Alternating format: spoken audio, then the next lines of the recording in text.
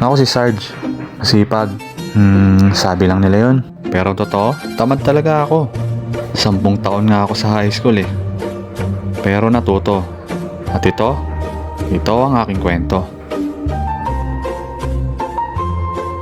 Hindi maganda ang panahon ngayon.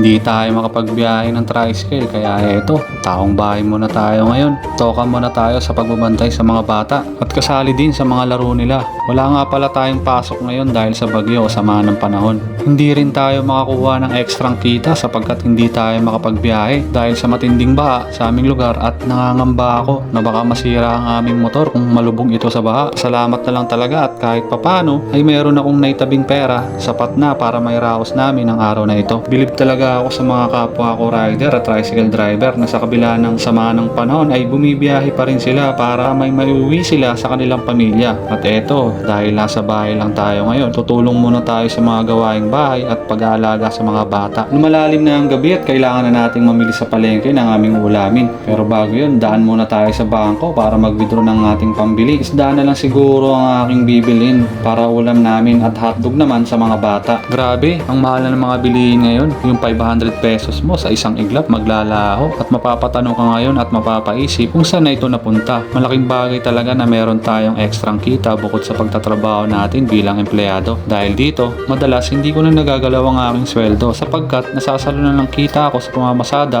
yung aming pangangailangan sa araw-araw. Ito ko natatapusin ang aking pagbablog sapagkat ako'y nagugutom na. Kakain muna ako. Maraming salamat sa panonood.